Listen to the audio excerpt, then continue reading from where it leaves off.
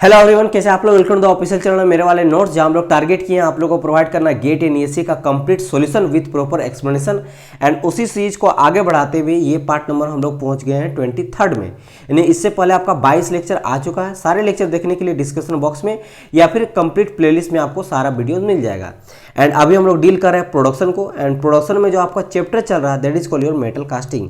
अभी हम लोग मेटल कास्टिंग चैप्टर को देख रहे हैं। एंड ये मैं आपका रेगुलर क्लास लेता हूँ 6 PM में, तो आप लोग ट्राई कीजिए आपको रेगुलर देखने का, क्योंकि अगर रेगुलर देखिएगा तो वन टाइमिंग के बाद आपको सारा कंटेंट सब कुछ थ्योरी आपको पता रहेगा। बिकॉज आपको पता है कि यहाँ सिर्फ हम लोग एमसीक्यू सॉल्यूशन को प्रोवाइड नहीं कराते हैं, इसके साथ साथ हम लोग थ्योरी को भी काफ़ी अच्छी तरह से एक्सप्लेन करते हैं। सिंपल वे से लेकर सिंपल वे में आपको एक्सप्लेन किया जाता है। आपको बेसिक से लेकर एडवांस तक हर वो चीज़ बताया जाता है with the help of figure animation. Because production ऐसा चैप्टर है कि इसको आपको विजुलाइज करना पड़ेगा। जब तक आप समझिएगा नहीं, देखिएगा नहीं, फील नहीं कर पाइएगा, तब तक आपका बेसिक स्ट्रॉन्ग नहीं होगा। तो मैं ट्राई करता हूँ आप लोग को एनिमेशन फोटो के द्वारा समझाना हर वो प्रोसेस जो भी हम लोग प्रोडक्शन में यूज करते हैं, चाहे मेटल कास्टिंग ले लो, ड्रिलिंग ले लो, मेटल कटिंग ले लो, हर वो चीज़, लेथ मशीन, सब चीज़ को। राइट, तो चलिए आज के क्लास को स्टार्ट करते हैं। तो आज का आपका क्वेश्चन पूछा गया है 2008 में, 2 मार्क्स का पूछा है। काफ़ी इजी क्वेश्चन है, देखिए पढ़िएगा। बोला ये गया कि भाई एक सैंड कास्टिंग हम लोग कर रहे हैं होलो पार्ट का। ठीक है भाई, होलो पार्ट मतलब एक खाली खोखला है, उसको पार्ट को हम लोग क्या करना है, कास्ट करना है सैंड कास्टिंग के हेल्प से। आगे बोला गया है a cylindrical core of diameter 120 mm and height 180 mm is place inside the mould cavity. बोल रहा है कि भाई 120 डायमीटर का एंड 180 mm जो हाइट है, इसका एक जो कोर है जो कि मेरा सिलिंड्रिकल टाइप में है। ये ध्यान रखना है, मेरा सिलिंड्रिकल यूज हो रहा है कोर का, क्योंकि जब हम लोग बनाएंगे अभी न्यूमेरिकल तो आपको पता होना चाहिए, वॉल्यूम वगैरह कुछ निकालने बोलेगा तो आपको पता होना चाहिए सिलिंड्रिकल का बात किया गया। ठीक है, इस कोर को हम लोग कहाँ रख दें, केविटी में रख दे रहे हैं, मोल्ड केविटी में रख रहे हैं। और जो हम लोग मोल्ड केविटी में रख रहे हैं उस कोर मटेरियल का डेंसिटी दिया गया है, density of the core material and lead का और कोर मटेरियल का डेंसिटी दिया गया। कितना दिया है, 1600 दिया गया, 1600 kg पर मीटर क्यूब एंड 11300 kg पर मीटर। देखो कभी कभी आपको यूनिट जो है दिया रहेगा, लेकिन यहाँ पे डेंसिटी भी नहीं दिया रहेगा, पकड़ लेना। बिकॉज आपको पता है डेंसिटी जो होता है इक्वल टू होता है मास अपन वॉल्यूम। मास का यूनिट होता है केजी, वॉल्यूम का यूनिट होता है मीटर क्यूब। तो केजी पर मीटर क्यूब किसका हो गया, आपका डेंसिटी का हो गया। तो आपको इसी तरह से पकड़ना है कि भाई किसका कौन सा यूनिट होगा। तो आपको ये बोलना है कि नेट फोर्स, आपको पूछा है net force that tends to leave the core during the pouring of molten metal. अब देखो मान लो मोल्टेन मेटल हम जब डाल कर रहे हैं तो हम लोग जो कोर यूज किए हैं, मैंने बताया था कोर का यूज करते हैं जब भी कोई होलो चीज बनाते हैं। मान लो इधर कुछ बनाए हैं, इधर इस तरह कुछ नीचे बनाए हैं, तो हम लोग कोर क्या करते हैं, कोर बीच में देके और इसके दोनों तरफ लगा देते हैं हम लोग चेपलेट्स। मैंने बताया था यहाँ पे एक चेपलेट्स, इधर एक चेपलेट, और ये जो कोर करता है दोनों को अलग करता है, इसको इस पार्ट को अलग करता है, तो उसका हम लोग यूज करते हैं this is called your core. और जो ब्लैक कलर का मैं दोनों साइड दिया ये मेरा चेपलेट्स आ जाता है। ठीक है, तो कोर जो यूज कर रहा है जब हम लोग मोल्टेन मेटल डालेंगे उसका निकालेंगे तो उसको निकालने में कितना मेरा फोर्स होगा, फोर्स लगेगा, उस चीज के बारे में आपको बताया गया है। पहले कोर को तो डाला गया है। ठीक है, तो चलिए हम लोग पहले देख लेते हैं, गिवन जो भी दिया हुआ उसको हम लोग लिखते हैं। पर एक सिलेंड्रिकल कोर का बात किया गया है, मेरा कोर कैसा सिलेंडर है, तो हम लोग यहाँ लिख दें सिलेंडर। ठीक है भाई साहब, बताया गया कि भाई जो मेरा कोर है उसका डायमीटर दिया गया 120 और हाइट दिया 180। तो हम लोग लिखेंगे सबसे पहले diameter of cylinder is equal to 180 mm। ठीक है, एंड हाइट जो दिया गया सिलेंडर का वो दिया गया है आपका, सॉरी ये 120 है, 1 मिनट।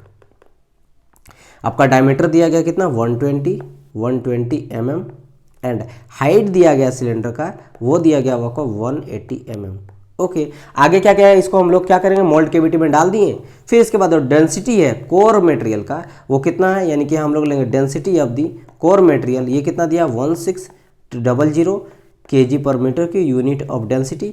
एंड लीड का जो डेंसिटी दिया गया वो दिया गया कितना, यानी कि density of the lead is equal to दिया 11300 kg पर मीटर क्यूब। कुछ नहीं था, बस ये अगर आप लिख दिए ना तो आपको निकल गया। बाकी क्या, फोर्स निकालना सिंपल। मुझे पता है कि भाई फोर्स इक्वल टू होता है मास इंटू एक्सेलरेशन, मास इंटू एक्सेलरेशन हो जाता है। 1 मिनट, क्या जाता है, फोर्स इक्वल टू हो जाता है मास इंटू एक्सेलरेशन।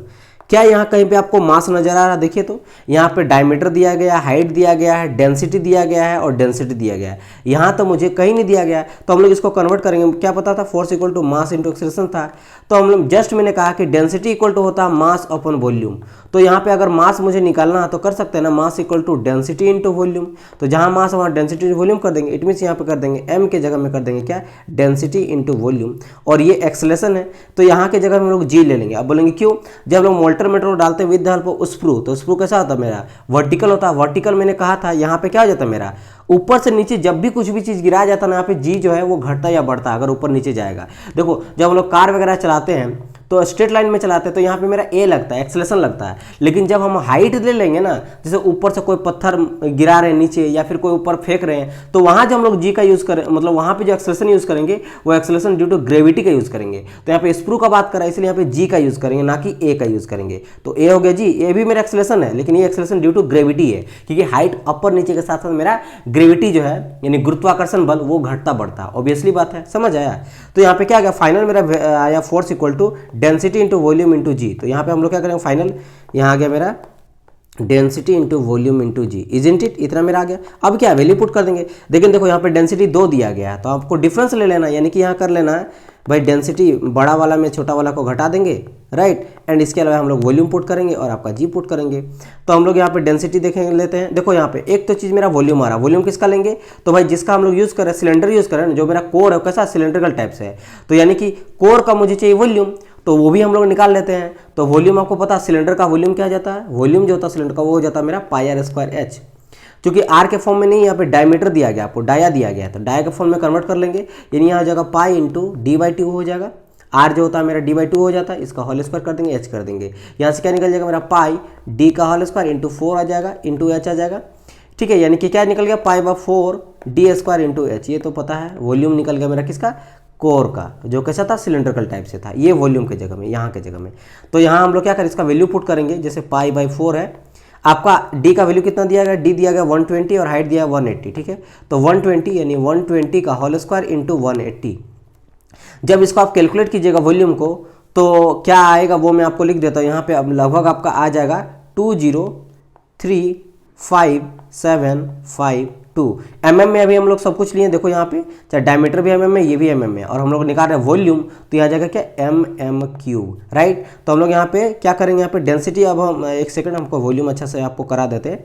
तो आया कितना 2035752 mm³। अब एक चीज़ देखो यहाँ पे हम लोग जी जो होता है एक्सेलरेशन ड्यू टू ग्रेविटी कितना लेंगे 9.81 लेंगे, और ये मेरा होता है क्या एक्सेलरेशन ड्यू टू मीटर में हम लोग लेते हैं। और अगर आप डेंसिटी भी देखोगे तो डेंसिटी भी दिया है केजी पर मीटर में, तो mm से हमको मीटर में कन्वर्ट करना पड़ेगा जो भी आपका वॉल्यूम है, क्योंकि ये जो है वॉल्यूम में है, तो इसको हम लोग mm में कन्वर्ट करेंगे। पहले काम करते हैं, ये जो आपका दिया 1 2, देखो कैसे हम लोग डिस्प्लेस करते हैं, 1 है 2 है 3 है 4 है 5 है 6 है। तो हम लोग इसके ऊपर अगर पॉइंट लाएंगे तो 6 है, तो क्या करेंगे 2 पॉइंट अगर करेंगे, ध्यान दो यहाँ 2 के बाद हम लोग पॉइंट दे, कितना पीछे है 6 आए, तो जितना भी था 1 3 5 ऐसे करके 10 टू द पावर माइनस आप डायरेक्ट 6 लिख दो, क्योंकि नीचे गए।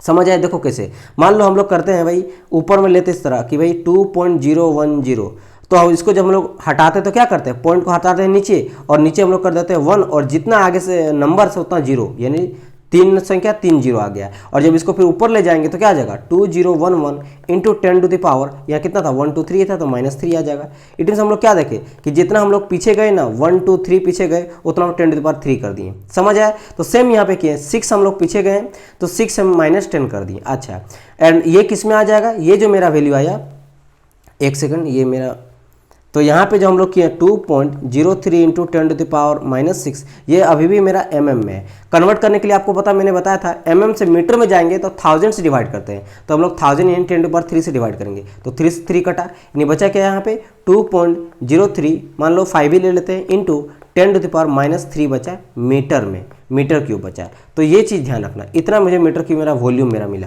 तो अब हम लोग वैल्यू पुट करेंगे फटाफट। यहाँ पे वैल्यू पुट करते हैं, सबसे पहले डेंसिटी मेरा कितना कितना दिया था डिफरेंस, तो भाई 11,300 में घटा देंगे 1600 को, तो 1130 था ना, यस हाँ, इसमें से घटा देंगे हम लोग कितना माइनस कर देंगे 1600, इतना घटा देंगे, इंटू यहाँ पे मुझे वॉल्यूम चाहिए और वॉल्यूम मुझे कितना मिला है, इतना मिला है, तो इसको भी लिख देंगे। चलो इसको मिटा देते हैं बाद में, पहले इसको पहले लिख लेते हैं।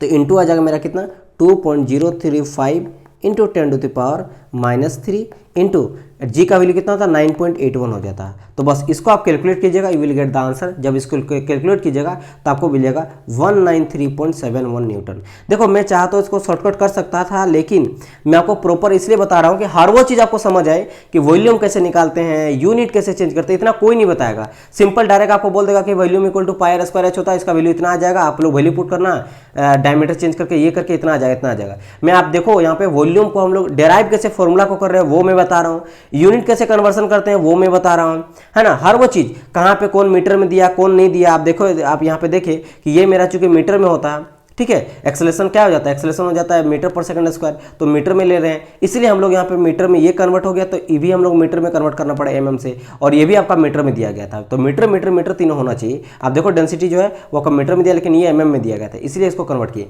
तो हर वो चीज़ में एक्सप्लेन कर रहा, हो सक रहा है कि थोड़ा टाइम लग रहा है, लेकिन इसको देखने के बाद आपको कभी दिक्कत नहीं होगा लाइफ में, राइट। तो इसका करेक्ट आंसर हम लोग का क्या हो जाएगा, यहाँ पे देखोगे आप सी नंबर 193, यही हम लोग का वैल्यू आया 193 है, राइट। चलो मूव करते हैं नेक्स्ट क्वेश्चन। नेक्स्ट क्वेश्चन पूछा गया आपको 2009 में 1 मार्क्स का। हॉट चैम्बर डाइकास्टिंग में बहुत बार बता चुका हूं आपको। हॉट चैम्बर डाइकास्टिंग में, हॉट चैम्बर डाइकास्टिंग हम लोग लो मेल्टिंग पॉइंट के लिए यूज़ करते हैं। जो भी लो मेल्टिंग पॉइंट का सुटेबल मेरा एलिमेंट रहता है, जैसे एल्यूमिनियम हो गया, है ना, एलॉय हो गया, तो यहाँ पे ये करेक्ट आंसर हो जाएगा यहाँ पे, यानी कि यहाँ पे करेक्ट आंसर होगा मेरा डी नंबर। समझ आया कि नहीं, याद रखना। वहीं अगर हॉट चैम्बर, देखो कोल्ड, अगर मैं बात करूँ cold chamber hot chamber die casting का, मैं क्या बात कर रहा हूँ, हॉट चैम्बर का एंड कोल्ड चैम्बर का, ठीक है। कोल्ड C4 चैम्बर दोनों का कहाँ यूज़ करते हैं वो मैं आपको बता देता हूँ। जो मेरा हॉट चैम्बर डाइकास्टिंग होता है, हीट करते हैं मेटल को इनसाइड द कास्टिंग मशीन। ये बहुत इंपॉर्टेंट है, याद रखना। इसमें जो हम लोग हीट करते हैं, ठीक है, किसको हीट करते हैं, मेटल को करते हैं। वो कहाँ करते हैं, inside casting machine, casting machine, ये चीज़ ध्यान रखना।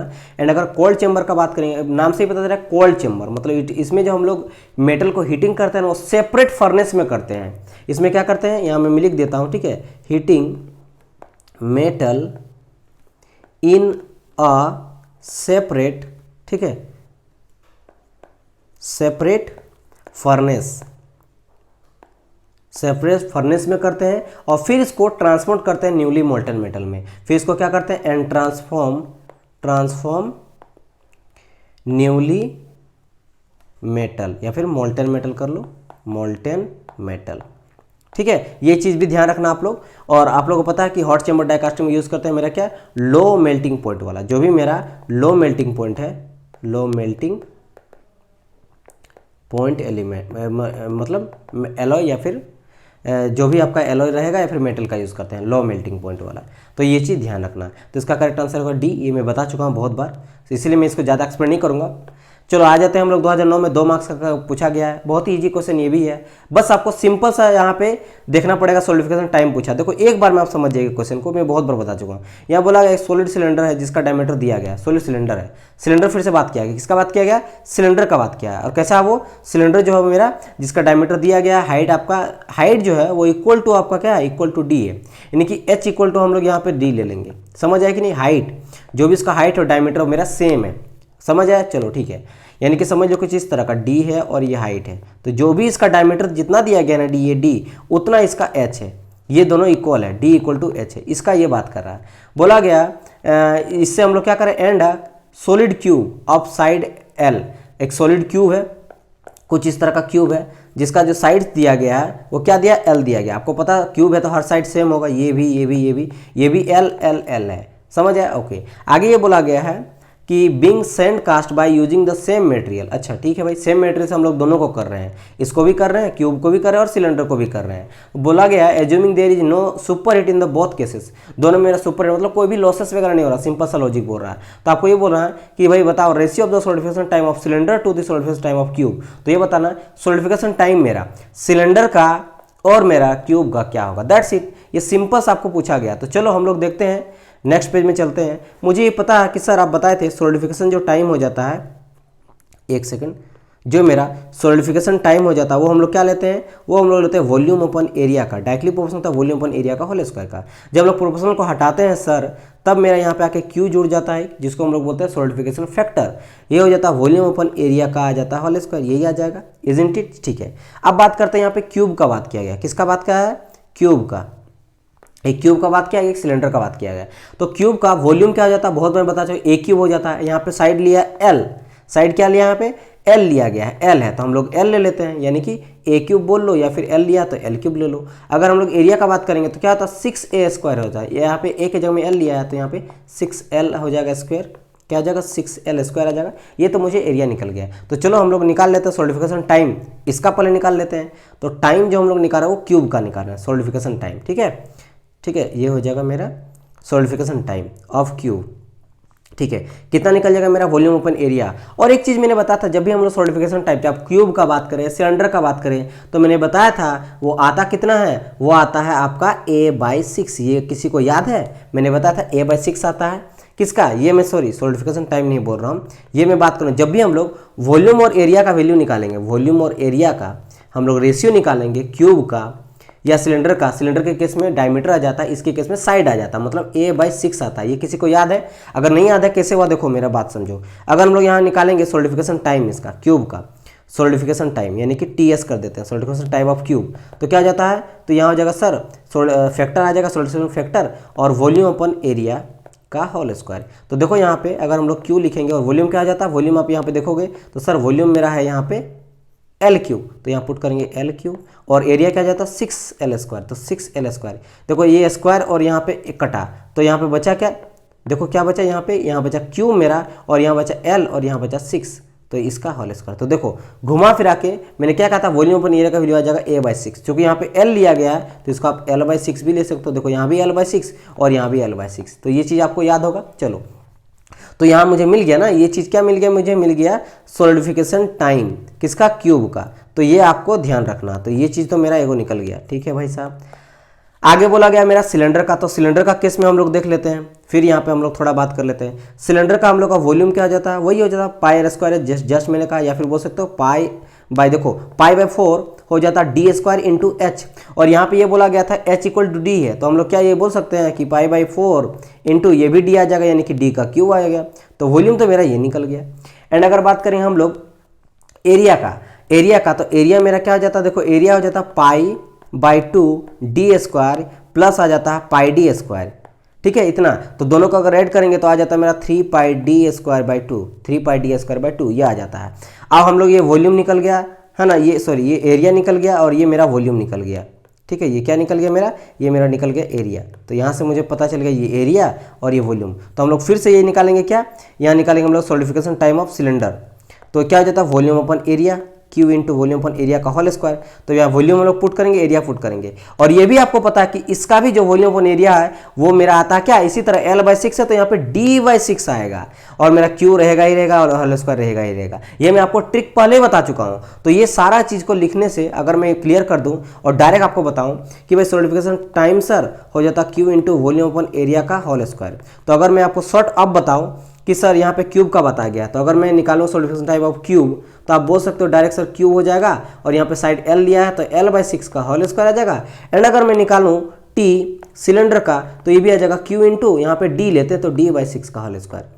ये मतलब d/6 सबका आता है, ठीक है। समझ आया कि नहीं, इसका आप लोग ध्यान में रखिएगा। मैं स्टार्टिंग में 13th लेक्चर आप लोग जरूर देख लीजिएगा। मैं 13th में आपको जितना बताया हूँ, जितना हम लोग फॉर्मूला यूज करते हैं, डेरिवेशन यूज करते हैं, सब कुछ मैं इसमें बताया हूँ 13 वाले लेक्चर में। वो 1 आवर प्लस लेक्चर है बट वो काफ़ी इंपॉर्टेंट है। कास्टिंग में जितना भी 60-70 नोमरिकल है इसी से आपका बन जाएगा, सारा नोमरिकल डेरिवेशन सब कुछ मैं इसमें बता दिया हूँ। तो आपको 13th वाला लेक्चर जरूर देखना, 13वां लेक्चर, ठीक है, प्रोडक्शन का। तो अब हम लोग क्या करेंगे, रेशियो यहाँ पे पूछा गया था, आपको याद होगा। तो यहाँ पे क्या पूछा गया था, देखो यहाँ बोला गया था सॉलिडिफिकेशन टाइम, यहाँ पे in case of the ratio of solidification time, किसका सॉलिडिफिकेशन टाइम ऑफ सिलेंडर का वर्सेस रेशियो आपका क्यूब का। तो हम लोग यहाँ पे वो चीज़ निकालेंगे। नाउ टी इक्वल टू क्या आ जाएगा, T of cylinder divide by T of cube, यही निकालना है। तो हम लोग बस वैल्यू पुट कर दो। सिलेंडर का क्या निकला यहाँ पे, यहाँ देखो क्यू निकला, क्यू इंटू d/6 का होल स्क्वायर और यहाँ निकला क्यू इंटू l/6 का होल स्क्वायर। यहाँ से क्यूब तो मेरा कट ही जाने वाला है। ये 6 जो है कि अगर मैं हटा भी दूँ तो यहाँ आ जाएगा डी का होल स्क्वायर इंटू 6 का होल स्क्वायर, एंड नीचे में भी आ जाएगा एल का होल स्क्वायर इंटू 6 का होल स्क्वायर। तो यहाँ फिर से 6 स्क्वायर कटा, बचा क्या ओनली, बचा मेरा only D square by l square. इसको और कर सकते हैं डी बाई एल का होल स्क्वायर। तो ये काफ़ी ईजी था। देखो ये इतना इस तरीका से आपको शॉर्ट में बनाना है। आपको वॉल्यूम पता रहेगा यहाँ इसका वैल्यू पुट करो, या फिर यहीं काट सकते हो। ये से ये कटा, 6 से 6 कटा, वॉल्यूम बचा एल बाई 6। तो चूंकि हम लोग सिलेंडर बाई क्यूब पूछा है तो d square by l square आ जाएगा, बस यहीं से आ गया। बाकी सारा चीज़ें मैं बताई इसलिए ताकि आप लोग को वन टाइम पता होना चाहिए। वैसे मैं बता चुका हूँ डेरिवेशन में, फिर भी ताकि मैं नहीं चाहता कि आप लोग कोई ऐसा बोले कि सर बेसिक समझ नहीं आया। तो मैं हर वो चीज़ को करूँगा ताकि आप लोग पूरी तरह से स्ट्रॉन्ग हो जाए, किसी भी एग्जामिनेशन के लिए आप लोग रेडी रहे, चाहे कितना भी टफ क्वेश्चन क्यों ना पूछे। अब देखिए कितना इजी क्वेश्चन था। देखो अब पूछा गया solidification time of metal alloy casting इन। देखो जो आपका यहाँ पे जो क्वेश्चन पूछा गया सॉलिडिफिकेशन टाइम के बारे में पूछा है कि जो मेटालिक एलॉय हम लोग करते हैं कास्टिंग, उसमें सॉलिडिफिकेशन टाइम जो होता है वो सरफेस एरिया का डायरेक्टली प्रोपोर्शनल होता है या फिर इन्वर्सली प्रोपोर्शनल होता है स्पेसिफिक हीट और कास्टिंग का। मैं डायरेक्ट यहाँ पे बता देता हूँ। जो थर्मल डिफ्यूजिबिलिटी होता है, क्या हो जाता है मेरा, थर्मल डिफ्यूजिबिलिटी या फिर डिफ्यूजिबिलिटी लिख लो, डिफ्यूजिबिलिटी जिसको हम लोग अल्फा से दिखाते हैं, इज इक्वल टू हो जाता है मेरा K by rho into C P, जहाँ पे के जो है this is called your heat conducted, heat जितना कंडक्ट कर रहा है, एंड जो नीचे आ रहा है ये मेरा होता है पूरा का पूरा, ये होता है हीट स्टोरेज। क्या हो जाता है मेरा, हीट स्टोरेज, या फिर हाँ स्टोरेज ही लिखो, heat storage, heat supplied by heat storage, जिसको हम लोग बोलते हैं थर्मल डिफ्यूजिबिलिटी।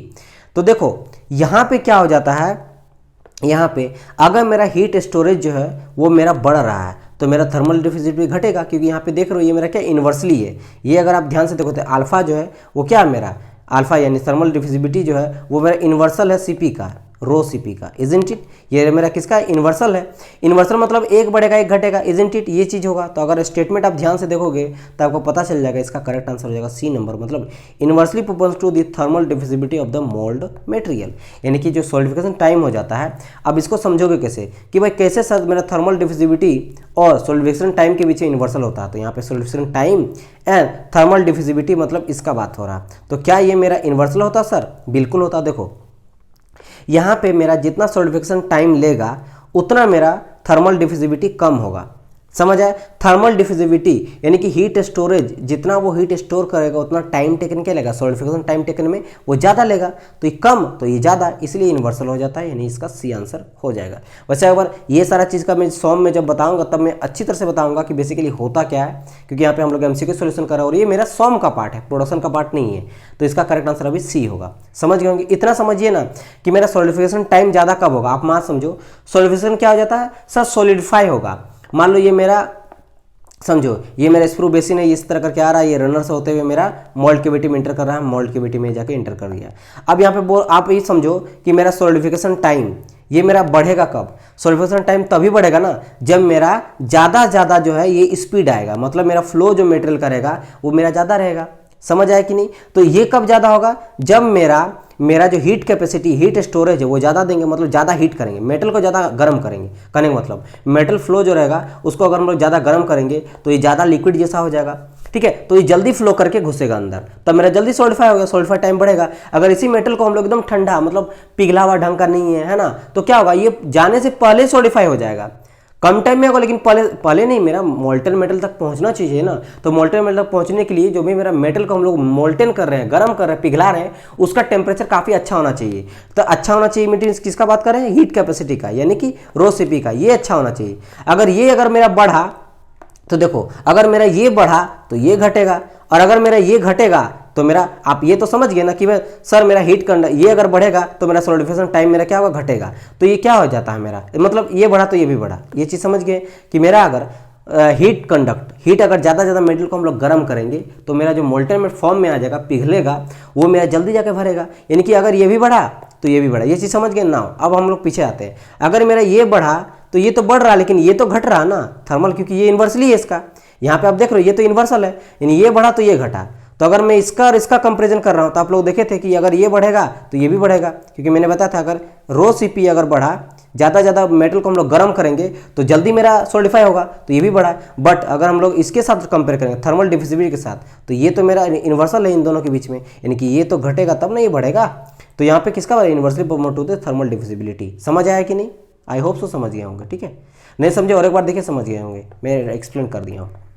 80 2010 में पूछा, 2 मार्क्स का पूछा है। देखो ये भी काफ़ी इजी क्वेश्चन है। ये बोल रहा है कि भाई during the filling process of given sand mould cavity, अगर हम लोग सैंड मोल्ड केविटी में फिल कर रहे हैं, जो भी मोल्टन वगैरह है उसको जब फिल कर रहे हैं by molten metal through the horizontal runner, हम लोग जो रनर यूज़ कर रहे हैं, आपको पता है कि मेरा स्प्रू होता है, ठीक है, ये स्प्रू बेसिन है, ये मेरा स्प्रू होता है, इसके साथ मेरा ये जाता है रनर, और रनर मेरा कैसा हो जाता है, ये जो होता है दैट इज माई हॉरिजॉन्टल हो जाता है, और मेरा स्प्रू कैसा हो जाता है, वर्टिकल हो जाता है। और इसके बाद ये गेट के थ्रू, ये गेट है और मान लो 2 गेट ले लेते हैं, और इस गेट के थ्रू मेरा क्या रहा, मोल्ड केविटी में मोल्टन मेटल मेरा इन करता है, ऐसे करते हुए जाता है, ठीक है, इंटर मेरा करता है मोल्ड केविटी में। तो यहाँ पूरा जो मेरा रनर ले रहे हैं वो मेरा हॉरिजॉन्टल है, हॉरिजॉन्टल ही लेते हैं, ठीक है भाई। उसका क्रॉस सेक्शनल एरिया आपसे पूछा गया, ठीक है, दी फ्रिक्शन, अच्छा फ्रिक्शन लॉस जो बोल रहा है, फ्रिक्शन हेड लॉस होता है the molten metal in the runner will increase with the. देखो ये भी काफ़ी इजी है, देखो क्वेश्चन को थोड़ा और एक बार पढ़ते हैं, मैं आपको समझाने का ट्राई करता हूँ इजी तरीका से। बोला गया है during the filling process of given sand mould cavity by the molten metal through the horizontal cross sectional area the friction loss, the friction head loss of the molten metal in the runner will increase with, यानी अगर हम लोग horizontal runner से molten metal को डाल रहे हैं तो उसमें जो मेरा फ्रिक्शन लॉस होता है, फ्लूइड के बीच में जो लेयर आता है, ठीक है, वो जो जिसको हम लोग बोलते हैं विस्कोसिटी लॉस, इस तरह लॉस, और फ्रिक्शन लॉस होता है, ढेर सारा लॉस होता है। तो यहाँ पे फ्रिक्शन हेड लॉस का बात करा है, तो जो मेरा फ्रिक्शन लॉस हेड लॉस होता है वो जो रनर में होता है वो किसके चलते इंक्रीज करेगा या डिक्रीज करेगा, मतलब किसके रिलेशन में आ रहा है, दैट्स इट, ये आपसे पूछा गया। एक चीज़ मेरा बात करो, ये जो मैंने कहा कि भाई ये स्प्रू बेसिन से आने के बाद ये जो मेरा रनर है, ये जो मैं इसका बात कर रहा हूँ, ये मेरा क्या है, this is called your runner. अच्छा रनर मेरा जो है यहाँ पे क्या ये पाइप जैसा मेरा नहीं है, पाइप जैसा है, पाइप जैसा ही है ना, इजंट इट, मेरा पाइप जैसा ही है, क्योंकि ये भी मेरा पाइप जैसा ही, मेरा जिस तरह पाइप मेरा पानी जाता है, लिक्विड जाता है, ऑयल जाता है, उस तरह रनर भी मेरा उसी में मेरा ऑयल मतलब मोल्टन मेटल जा रहा है, तो मेरा पाइप जैसा यहाँ पे फ्रिक्शन लॉस होगा या फिर अदर तरह का कोई लॉस होगा। तो जो क्या हम लोग जो पाइप में लॉस लेते हैं वो लॉस क्या इसमें ले सकते हैं, बिल्कुल ले सकते हैं। इट मीन्स यहाँ पे आपको पता है कि पाइप लॉस जो हम लोग लेते हैं, जो मेरा डार्सी बेस इक्वेशन हो जाता है, उसके अकॉर्डिंग मुझे पता है कि हेड लॉस जो होता है पाइप में वो हो जाता है FL/V² ये आप लोग पढ़े होंगे, ठीक है, फ्लूइड में, हाइड्रोलिक्स में पढ़े होंगे, FL/V²/2GD। मैं इसको अच्छा से लिख देता हूँ, क्या हो जाता है मेरा HF इज इक्वल टू हो जाता है मेरा FL/V²/2GD, क्योंकि पाइप में जो भी मेरा पाइप में लॉस होगा, मैं यहाँ शॉर्टकट लेना, पाइप में जो लॉस होगा वो इज इक्वल टू हो जाएगा मेरा रनर में लॉस, दोनों का लॉस मेरा क्या होगा, सेम होगा, क्योंकि दोनों एक जैसा ही मेरा वर्क फंक्शन रहता है, राइट। तो यहाँ पे अगर आप देखोगे, यहाँ पे पूछा गया था, तो अब क्या बोला गया है, इंक्रीज विथ, इंक्रीज का बात कर दिया है। तो यहाँ पे आप क्या क्या देखोगे, जो जो डायरेक्टली प्रोपोर्शनल था वो इंक्रीज करेगा, जैसे F है वो इंक्रीज करेगा, L इंक्रीज करेगा, लेंथ जो भी रहेगा उसका जो वेलोसिटी रहेगा वो इंक्रीज करेगा, बाकी G और D डायमीटर और G जो है वो इसके साथ इन्वर्सली है, मतलब इन्वर्सली आपको पता कि ये अगर बढ़ा तो ये भी बढ़ेगा, ये सारा वैल्यू मेरा जो वैल्यू दिया गया ये बढ़ेगा, लेकिन अगर ये बढ़ा तो नीचे वाला जो है वो मेरा घटेगा, क्योंकि ये इन्वर्सली होता है। तो क्या क्या बढ़ा, वेलोसिटी बढ़ा, लेंथ बढ़ा। तो यहाँ पे देखते हैं हम लोग क्या क्या दिया गया है, इंक्रीज विद डायमीटर, नहीं डायमीटर के साथ मेरा इन्वर्सली मतलब ये घटेगा, अगर मेरा HF जो है वो बढ़ा, लॉस अगर बढ़ा तो मेरा D जो है वो घटेगा, राइट, क्योंकि ये इन्वर्सली है 1/। अच्छा आगे बात किया गया है, decrease internal roughness of the runner, roughness का बात कर रहा है, रफनेस का ऐसा कोई बात नहीं है, सरफेस एरिया का बात कर रहा है, यानी L का बात कर रहा है, L नहीं, ये एरिया का यहाँ बात ही नहीं कर रहा है, इसको छोड़ दो। Decrease with the length of the runner, decrease कर रहा है लेंथ के साथ, आप देखो लेंथ तो एक साथ दिया गया यानी इन्वर्सली है, ठीक है। आगे क्या कहा गया है, increase the average velocity of the molten metal, हाँ ये देखो ये जो this is called your average velocity, तो मेरा जो एवरेज वेलोसिटी है ये इसके साथ जो क्या होगा, इंक्रीज करेगा, तो ये करेक्ट आंसर हो जाएगा, यानी कि D नंबर, ठीक है। समझ आया ना, CV क्यों नहीं होगा, क्योंकि डिक्रीज बोला है ना, और यहाँ भी देखो L तो यहाँ दिया गया है कि HF के साथ L दिया गया है, तो यानी प्रोपोर्शनल मतलब ये बढ़ा तो ये भी बढ़ना चाहिए, ठीक है। तो आप देखो ऊपर में बोला गया था रनर विल इंक्रीज, तो इंक्रीज तो यहाँ डिक्रीज बोला है, ये करेक्ट आंसर होगा D नंबर, ठीक है, समझ गए होंगे यहाँ पे। चलो आज का क्लास आई होप आप लोगों को पसंद आया होगा, एंड अगर आप लोग को अच्छा लगा तो प्लीज़ इसको लाइक कीजिए, ज़्यादातर बच्चों तक शेयर कीजिए। आप लोग लाइक नहीं कर रहे हो, ये आप लोग को फ्री कंटेंट प्रोवाइड किया जा रहा है, काफ़ी मेहनत करके प्रोवाइड किया जा रहा है, बट आप लोग लाइक नहीं कर रहे हो, देख भी नहीं रहे हो, शेयर भी नहीं कर रहे हो, कोई नहीं, इट्स हम लोग का टीचर का ये रहता है और हम लोग ये टारगेट लिए कि आप लोग को फ्री ऑफ कॉस्ट में सारा वो कंटेंट प्रोवाइड करना जो पेड कोर्स वाले बहुत लेते हैं या फिर जो भी करते हैं, क्योंकि यहाँ पे सिर्फ आपको पता है कि एमसीक्यू सॉल्यूशन नहीं हो रहा, आपको डिटेल हर चीज़ बताया जा रहा है। बट आप लोग का ये काम है कि एटलीस्ट आपको इसको कमेंट कीजिए, जो अच्छा लग रहा है उस चीज़ के बारे में बताइए। देखते सबको ये लेकिन कमेंट वगैरह नहीं करते, लाइक भी नहीं करते, शेयर कीजिए। तो ये सारा चीज़ अगर कीजिएगा तो हम लोग के लिए काफ़ी हेल्पफुल होता है, मोटिवेशन मिलता है कि आप लोग इसको पसंद करो, आप लोग के लिए और अच्छा से अच्छा चीज़ लाते हैं। मिलते हैं नेक्स्ट पार्ट में, तब तक ले goodbye and God bless you all. And Telegram को आप लोग ज्वाइन कीजिएगा, चैनल को सब्सक्राइब कर लीजिएगा और बेल आइकन में प्रेस कर लीजिएगा ताकि लेटेस्ट अपडेट आपको मिलते रहे जब भी चैनल पे आप कोई भी वीडियो न्यू अपडेट हो। चलते हैं, मिलते हैं, बाय बाय, टेक केयर।